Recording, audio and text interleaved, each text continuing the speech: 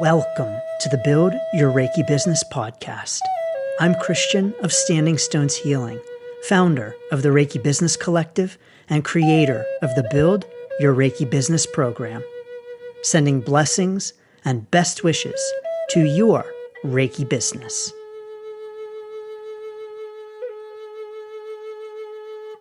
Greetings, welcome, and thanks so much for tuning in to this week's episode of the Build Your Reiki Business podcast. It's Christian, so honored and excited to welcome you. So again, thank you so very much.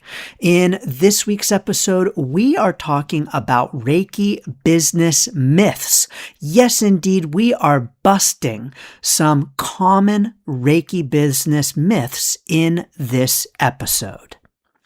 Starting and growing a Reiki business is full of misinformation, misunderstandings, and some beliefs that simply are not true. Well, there are quite a few of them, but in this episode, we're going to focus on four myths that are very common in the Reiki community about starting and growing a Reiki business. You may have heard some of these myths. You may believe some of these myths. Maybe you have experienced them on your own Reiki business journey, but we're going to dive into them on this episode. Myth number 1. You've probably heard this before. You may even have said it yourself, and you may even have believed it, or you may believe it right now. Myth number 1, if you build it, they will come. Now, this is a quote, of course, from the movie Field of Dreams with Kevin Costner. Kevin Costner's character sets out to build a baseball diamond in his cornfield. And the idea here is that if he builds it, all of these deceased baseball player legends from the past will come and play on his field. Well, that's exactly what happens in the movie. But if you build it, they will come has become this business mantra that many people will say, but is actually really not true. It is a myth. Now, I'm not saying that you can't have some great success just by building it. So just by building the Reiki business and then opening the doors, that you will have a flood of clients. But what usually happens when we hear this myth, and what many practitioners believe, is that if they just open their Reiki business, then they're going to have a bunch of clients, they're going to have students, they're going to have just a flood. The floodgates are going to open. And it's not true. This myth ignores all of the hard work it takes to get to the point of floodgates. This myth ignores that there is anything you have to do except open your business. And of course, none of that is true. There is a lot of work that goes into it. It's not simply about opening the business and voila, clients are going to be there. There's so much effort that goes into it and so much work that we really need to do that this myth seems to ignore, and that it makes it seem a lot easier than it is. And so if you had this myth when you started your Reiki business, you are not alone. If you had someone say this to you on your Reiki business journey, you are not alone. And if you've maybe said it to someone else, well, I know if I build it, they will come, you are not alone as well. And if you build it, they will not come just because you build it. That's the key here, just because you build it. You've got lots of hard work in addition to opening the doors. So have you heard this myth before? You've probably heard this one before. Let me know. Let us know if you have heard, if you build it, they will come on your Reiki business journey. Myth number 2. If it is meant to be, it will be easy.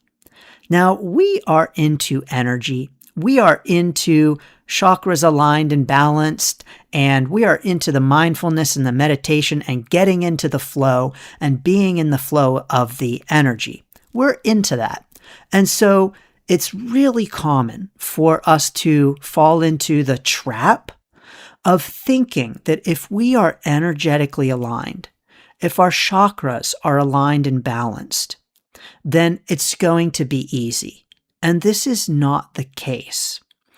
One thing that's also unfortunate about this myth is that it makes us feel that if things aren't flowing and things aren't easy, then there must be something wrong with our energy, or our chakras are not aligned and balanced, or we're not offering enough self-Reiki, or we're not fill in the blank of any other spiritual, energetic, woo-woo kind of thing that we're not doing. And so this myth is really damaging because it really suggests that something is wrong on an energetic level when we are challenged on our Reiki business journey. And that if we just get into the flow of the energy, then it's going to be a piece of cake. And that's not true. It's still going to take work. It's still going to have its challenges. You're still going to have hiccups along the way, no matter how aligned and balanced your chakras are. And this is true of life too. Can we just say it honestly, everyone? That even if our chakras are aligned and balanced, we practice self-Reiki, we are in the flow, we're doing all of our energy things, that we're still going to have challenges in life, because that's life. That's what life is all about. Life is about problem solving and overcoming challenges. And so just because you're having challenges on your Reiki business journey does not mean you are not in the energetic flow. It just means it's hard. It just means it's not easy. And so if you have felt on your Reiki business journey that, it's not easy, it's hard, it's just not meant to be, then I want to encourage you, number one, you're not alone. This is a common myth. And number two, just because it's hard does not mean it's not meant to be. So often on our life journey, we have challenges achieving the things that we want, the relationship, the job, the house. And when we have challenges bringing these things into our lives, it does not mean that those things are not meant for us. It does not mean that it's not meant to be. It just simply means that challenges are a part of life. And so let's release this idea that, it's challenging, it's hard, it's just not meant to be. Let's release that, because even things that are meant to be are going to have challenges and not be easy. And so if you have tried to start your Reiki business and you've had trouble getting it off the ground, and it seems like it's just one thing after the other, and you've just thrown up your hands and said, I guess it's not meant to be, I want to encourage you that maybe it's not meant to be, but really, maybe it really is. And the challenges are there because you're going to have challenges when you start and grow a Reiki business. And so please release that expectation that if you're supposed to have a Reiki business, if you are meant to have one, that it's just going to flow and be easy, and you're not going to have any challenges, because indeed you will. For me, on my Reiki business journey, I feel pretty fortunate that I never bought into this myth. I think because I've had enough struggle and challenge in my own life that I didn't expect that if I was just energetically aligned, that everything would flow in my Reiki business. Now, of course, indeed, yes, absolutely, being in energetic flow, practicing self-Reiki is so important. Aligning and balancing our chakras, having the positive energy, and all of it is all really helpful. And we can do all of the right things, quote, right things energetically, and still have challenges. And it doesn't mean that something is off energetically. It just means it's challenging. So release the expectation that if it is meant to be, it will be easy. And that if it's not easy, if it's hard, then it's not meant to be. No way. It's going to be hard. It is hard. It's not easy. Even when things are flowing, and even when we are in energetic alignment, it's not easy to start and grow a Reiki business.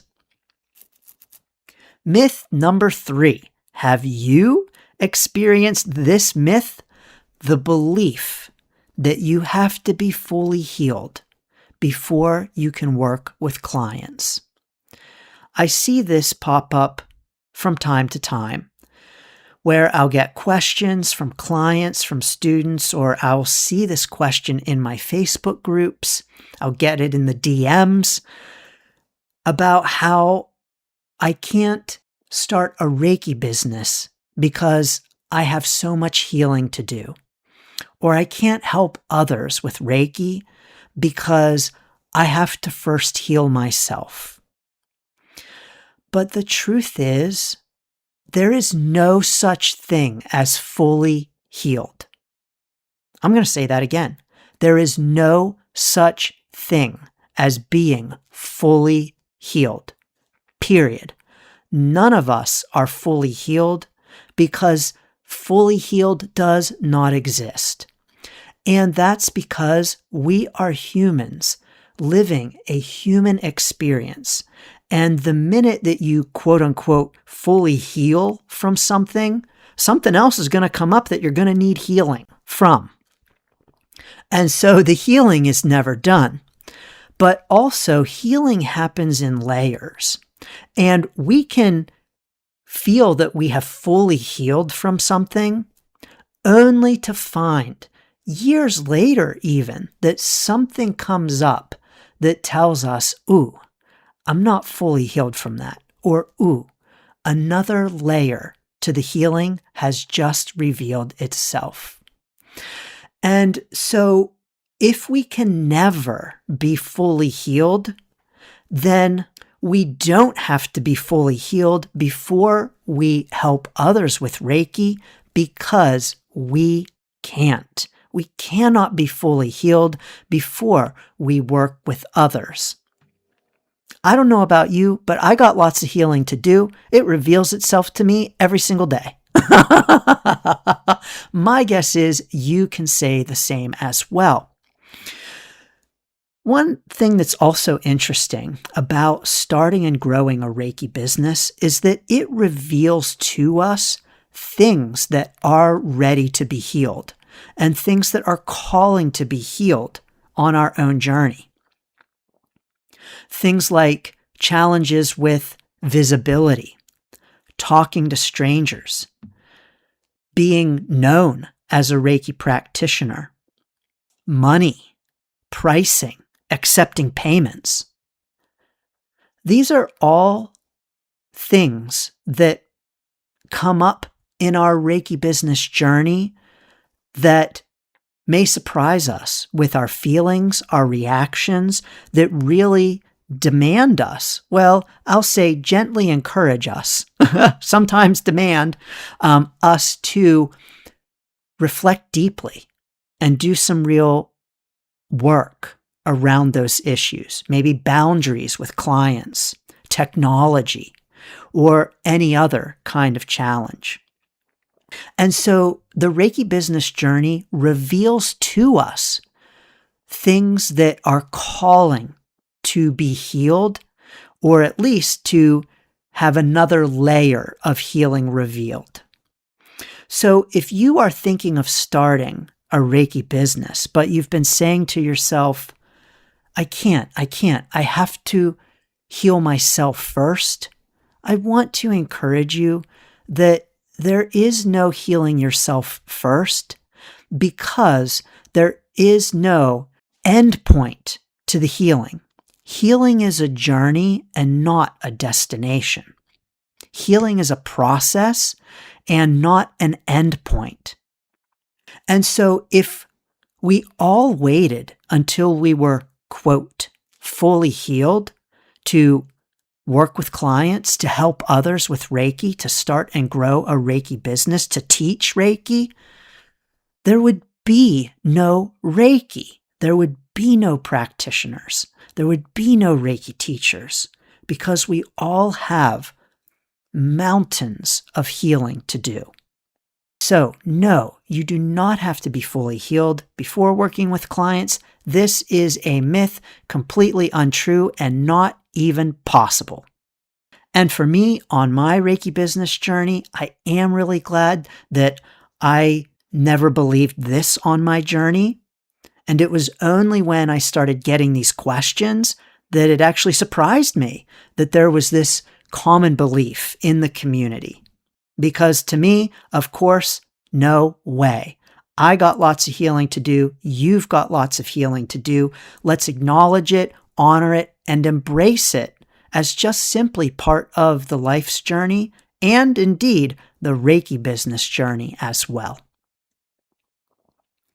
And myth number 4, this is one that really did get me.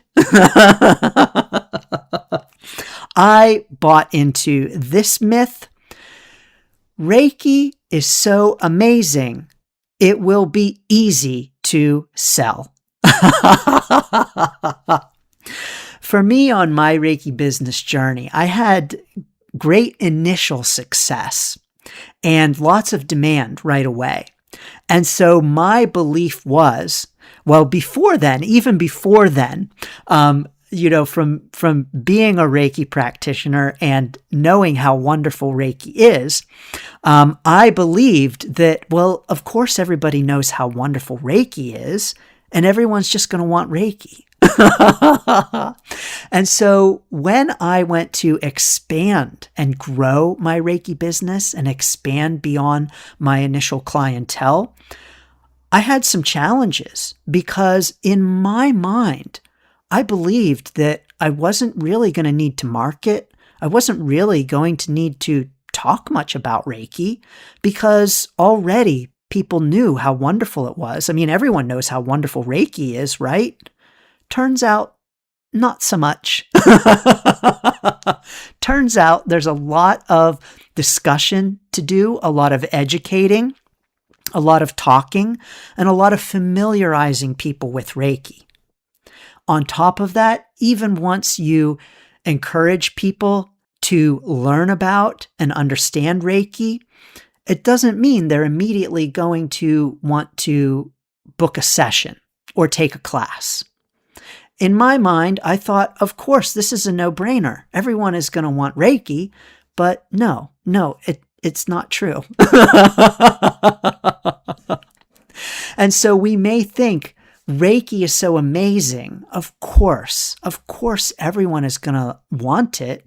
Of course, I'm going to hang up my shingle and people are going to be banging down the door, because Reiki is just that amazing. Now, of course, we are inclined to think this. Let's be real that we are biased. We have a bias toward Reiki. And so, of course, we're going to think that everyone is as wild about this amazing system as we are. And of course, we're going to think, well, as soon as everyone learns about this amazing system, they're going to want to experience it too. They're going to get the benefit. They're going to love it. They're going to come back again and again and again. And I'm going to be fully booked and never have to do any marketing, any promotion, any, quote, selling of Reiki at all. Reiki sells itself. And yes, Reiki does, in a sense, sell itself because it's amazing, but we know that. We know it's amazing. Not everyone does. And so we have a lot of educating to do, a lot of talking about Reiki to do, a lot of networking to do. We have a lot of work to do to help introduce Reiki to others and to do it again and again and again. And so if you are thinking of starting a Reiki business and you are saying, oh, this is going to be a piece of cake because Reiki is amazing, I want to encourage you that it might not be as easy as it seems. It sure was not for me. And if you have already started your Reiki business, you probably know what I mean as well. Now, if you have held any of these myths at any point on your Reiki business journey, you indeed are not alone. And these myths keep us isolated. These myths keep us confused. These myths make us feel like there's something wrong with us. These myths make it feel like we're just not any good at the Reiki business thing, or we're not meant to be a Reiki business owner, or they make us frustrated that we're not farther along on our Reiki business journey, or we're challenged to even get started in the first place. And when we can come together and talk to others who have the shared experience of the challenges of starting and growing a Reiki business, when we can come together and connect and have real, meaningful, heartfelt conversations with other Reiki practitioners starting and growing a Reiki business, that's when we can feel not so confused, not so alone, not so isolated on our Reiki business journey. Myths like this are very hurtful because they make us feel like we are all alone, like there's something wrong with us, when the truth is that there are plenty of other Reiki practitioners just like you who have experienced these same challenges, maybe hold some or all of these same myths, and know what it's like to start and grow a Reiki business. That's why at the live online Reiki Business Summit, this April 18th and 19th, we are having lots of heartfelt, meaningful conversations with Reiki practitioners about starting and growing a Reiki business. The Reiki Business Summit is an opportunity to meet with your Reiki friends, to talk about the joys and challenges of starting and growing a Reiki business, to talk about these myths, and to recognize that we are not so alone on the Reiki business journey as we might feel that we are. At the Reiki Business Summit, we have multiple panel discussions on important Reiki business topics, things like attracting clients, that is really going to help with that if you build it, they will come myth. Topics like networking, which is really going to help with that Reiki is so amazing, it should be easy to sell myth. We're talking about starting and growing a distance Reiki business, including if you have an in-person practice and how to transition to offering distance sessions as part of your Reiki business. We're getting encouragement for how to start with some grounded, practical, inspiring, and uplifting ways to start your Reiki business. There is so much more to say about the Reiki Business Summit. You can learn more and save your seat at reikibusinesssummit.com. The link is down below. But at the summit, you will have the opportunity to connect live with other Reiki practitioners, starting and growing their Reiki business, to learn strategies and tips from established Reiki leaders, and to get clarity on the next step of your Reiki business journey while you are encouraged and uplifted by your Reiki friends. ReikiBusinessSummit.com. On that page, you can also get a free sneak peek behind the scenes of the summit that focuses in on the importance of community, which indeed is really important to busting these myths. So, what do you think of these myths? Have you had these myths, these beliefs on your Reiki business journey? Do you have them now? Drop it in the comments, share it with us, let us know what you think. Sending so many blessings and best wishes to your Reiki business. Thanks for tuning in to the Build Your Reiki Business podcast. Please like, share, subscribe, and send to a friend. Learn more about the Build Your Reiki Business program at standingstoneshealing.com/build. Sending blessings and best wishes to your Reiki business.